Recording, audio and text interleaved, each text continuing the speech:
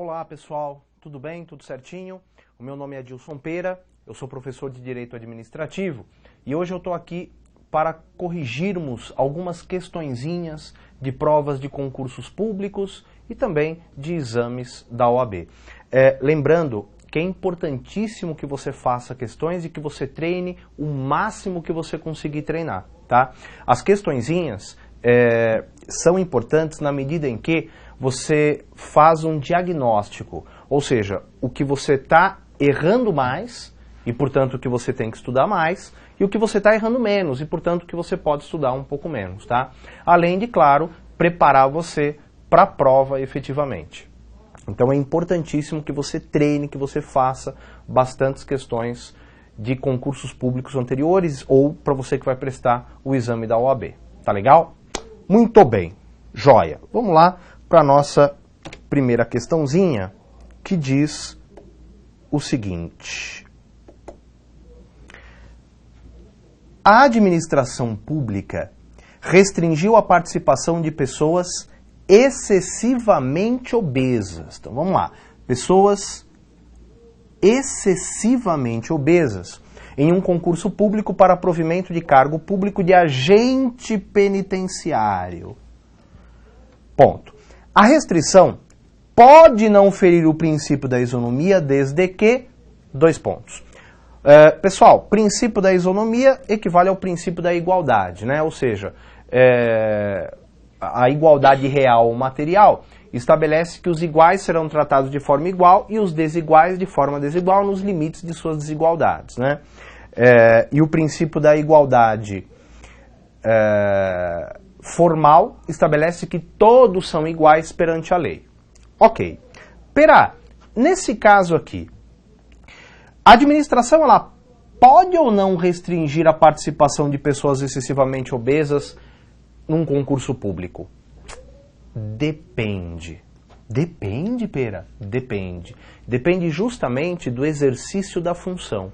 O STF já decidiu que dependendo do exercício da função, é possível que se estabeleça alguns diferenciais com relação aos candidatos. Ou seja, altura mínima, idade, peso, etc.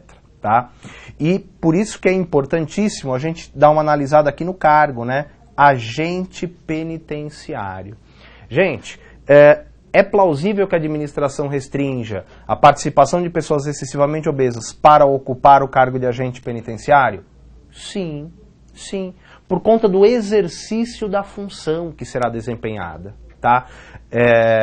Normalmente também, cargos relacionados às carreiras policiais, há essa restrição. O edital estabelece essas restrições com relação a peso, idade. Claro que tem que ser respeitado a razoabilidade e a proporcionalidade. Por isso que é importante a função que será desempenhada. Tá certo?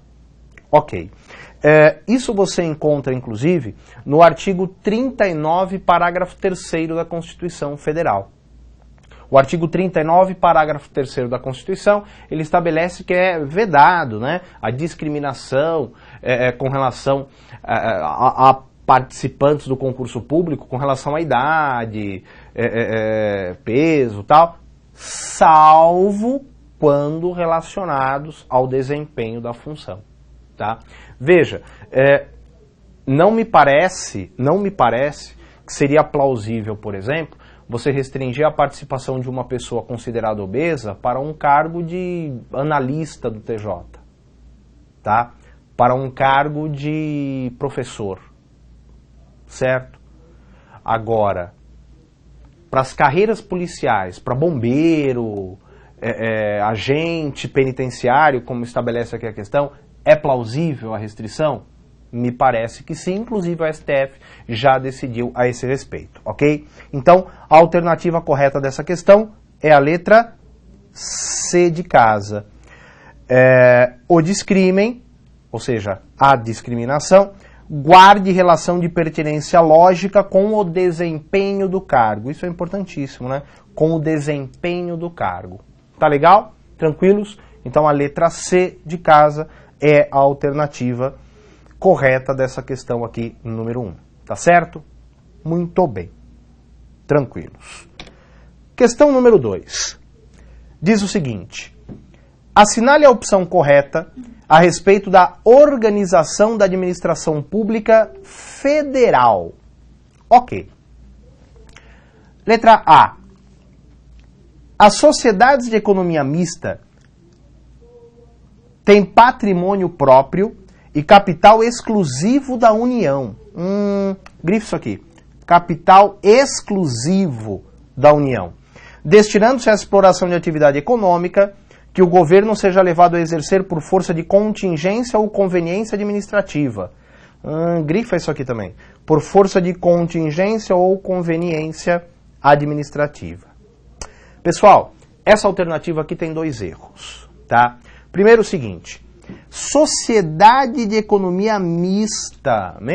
Por que fala sociedade de economia mista? Porque tem capital misto, ou seja, público e privado. Então, como que a alternativa está falando capital exclusivo da União? Não pode, não pode. Se fosse uma empresa pública, poderia. Mas uma sociedade de economia mista não. Porque a sociedade de economia mista tem participação de capital privado, né? Claro que numa sociedade de economia mista, a maioria do capital é público, né? Pelo menos metade do capital mais um deve ser público. Ou como diz o Decreto-Lei 200/67, o capital votante, né? A maioria do capital votante deve ser público e o restante privado, mas tem capital privado, tá? Então não pode, capital exclusivo da União não é sociedade de economia mista. Outro erro que tem na alternativa é a parte final aqui que eu grifei. Empresa pública e sociedade de economia mista pode explorar atividade econômica? Pode, por força do que prevê o artigo 173 da Constituição Federal. Mas é em qualquer caso? Não. Não. Prevê o artigo que só pode explorar atividade econômica em caso de imperativo de segurança nacional ou relevante interesse público. E não, como diz aqui a alternativa, por força de contingência ou conveniência administrativa. Não, isso está errado. Não é por força de contingência ou conveniência administrativa, mas sim quando houver relevante interesse público ou razões que justifiquem essa medida efetivamente, como prevê o artigo 173. Certo? Relevante interesse público ou imperativo de segurança nacional. Beleza, então essa alternativa A está errada. Alternativa B. Os órgãos que compõem a estrutura da Presidência da República, apesar de serem dotados de personalidade jurídica. Opa! Parou! Não precisa nem ler o resto. Olha aqui, ó. Apesar de serem dotados de personalidade jurídica? Não. Órgão público não tem personalidade jurídica. Quem tem é a pessoa jurídica da qual o órgão faz parte. Tá? Gente, a pessoa jurídica é algo maior. E dentro dela eu tenho os órgãos públicos. Lembra do conceito de órgão que nós comentamos aqui? O órgão público é um centro de competências sem personalidade jurídica criados por lei. E por não terem personalidade jurídica, quem responde pelos atos praticados pelos órgãos são as pessoas jurídicas. Por isso, os atos praticados pelos órgãos são imputados à pessoa jurídica. Para todos os efeitos, quem executou aquele ato foi a pessoa jurídica, por isso que ela é responsável por eventuais danos que os atos causem a terceiros. Tá legal? Beleza. Então, o órgão não tem personalidade jurídica, por isso, essa alternativa B também errada. É exemplo de órgão? As secretarias, os departamentos, as seções, as subprefeituras, os ministérios. Tá legal? Letra C. Todas as entidades... Olha, eu só vou chamar atenção numa coisa aqui, ó. Essa palavrinha aqui a gente tem que ficar esperto, tá? Sempre quando aparecem essas palavrinhas, todos, nunca, jamais, sempre, em qualquer caso, em qualquer hipótese, cuidado com essas expressões que são perigosas. Normalmente tem pegadinha na questão. Vamos ver se é o caso aqui. Todas as entidades que compõem a administração pública indireta dispõem de personalidade jurídica de direito público. vinculando-se ao ministério em cuja área de competência estiver enquadrada a sua principal atividade. Olha, do vinculando-se ao ministério para frente, tá certo. Essa parte aqui, ó, que eu vou colocar de azul, vinculando-se ao ministério, essa parte aqui tá certo. Agora, quando fala que todas as entidades que compõem a administração indireta têm personalidade jurídica de direito público, tá errado, porque empresa pública, sociedade e economia mista são pessoas de direito privado, tá certo? Então essa alternativa C também tá errada. Alternativa D. A Polícia Rodoviária Federal é pessoa jurídica mantida pela União que se destina basicamente ao patrulhamento ostensivo das rodovias federais. Errado. A Polícia Rodoviária Federal é um órgão público federal. Tá certo? É um órgão público federal que está dentro de uma pessoa jurídica que é a União. Então a alternativa D também errada.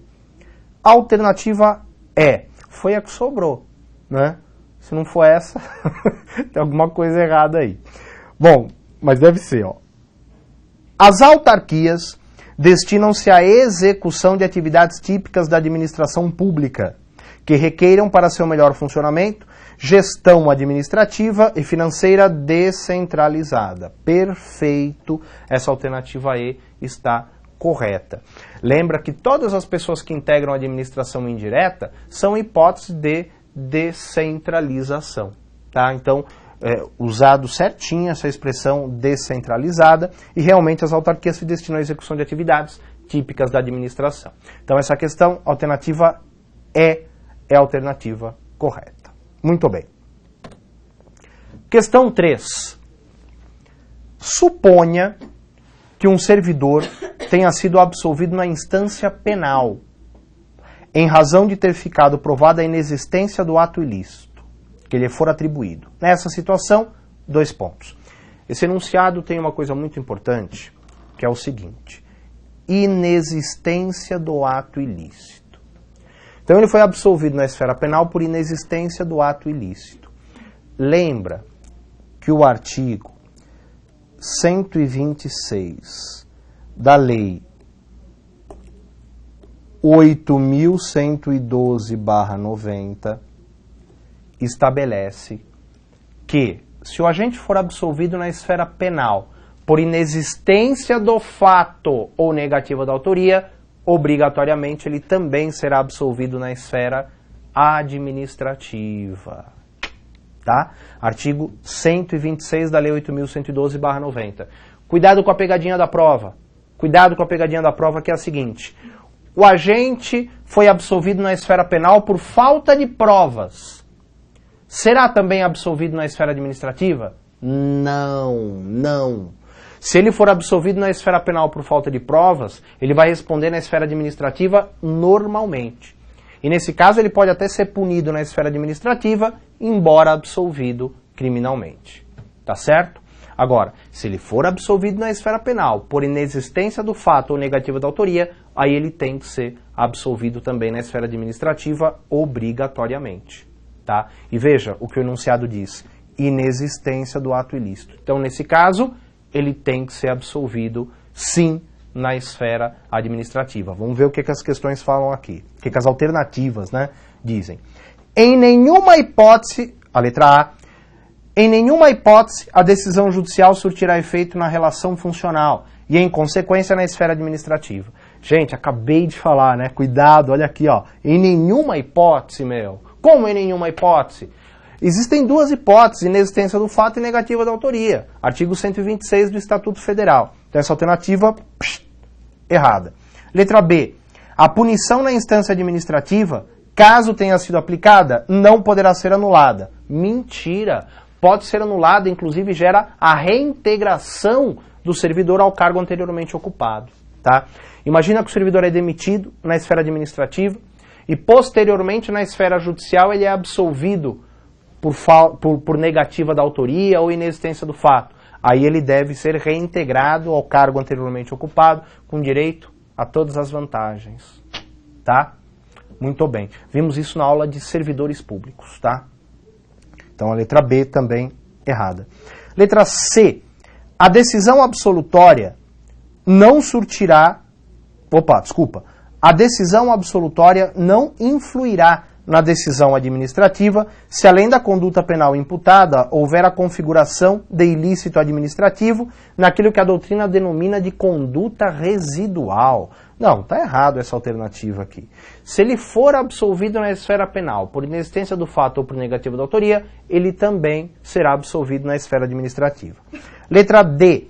Haverá repercussão no âmbito da administração, não podendo esta punir o servidor pelo fato decidido na esfera criminal. Perfeito.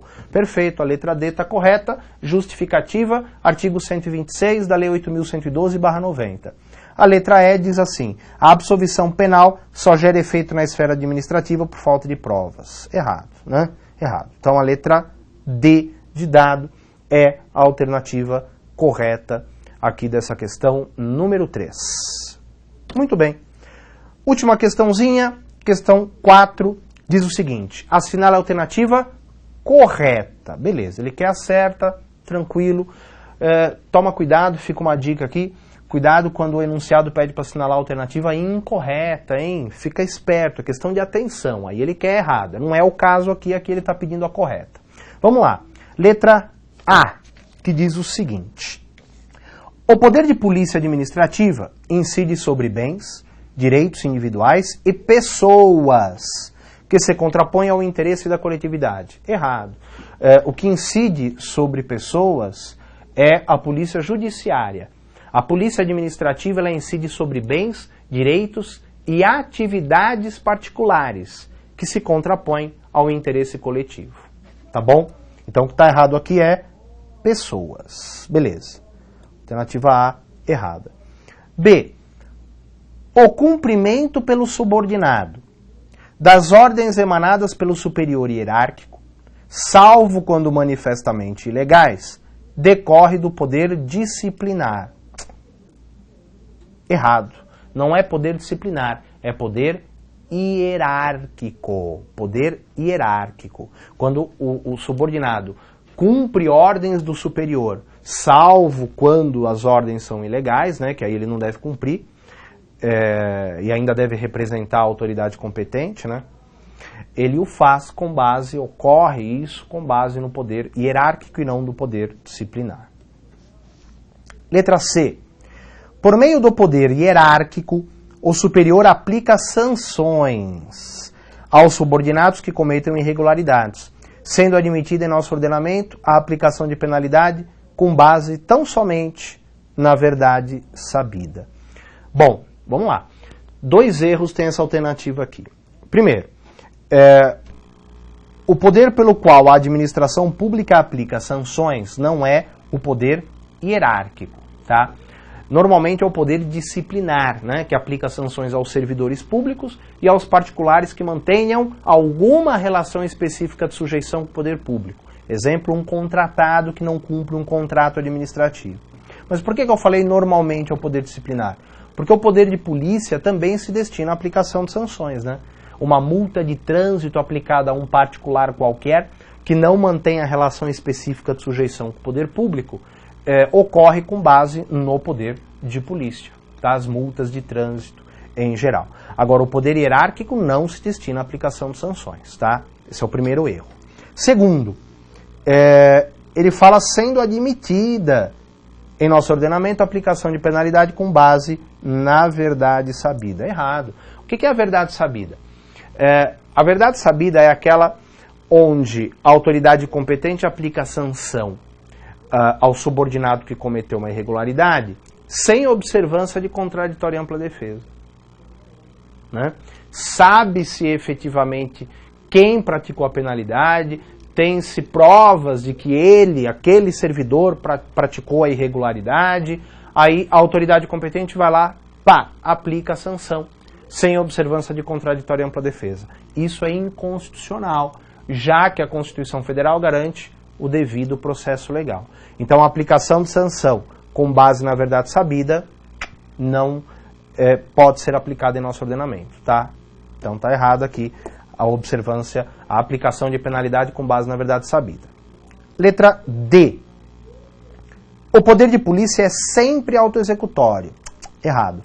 Não é sempre autoexecutório, aí o que está errado é o sempre. O poder de polícia também pode ser desprovido de autoexecutoriedade. Tá legal? Como ocorre, por exemplo, nas cobranças pela administração de dívidas de particulares por meio de ação judicial de execução. Né? A administração ela tem que se socorrer ao Poder Judiciário, portanto, é atuação desprovida de autoexecutoriedade. Beleza. Sobrou a letra E de novo, né? Que diz assim: por meio do poder regulamentar, o chefe do Poder Executivo edita regulamentos ou decretos regulamentares para a fiel execução das leis. Perfeito. Alternativa correta, letra E. Muito bem.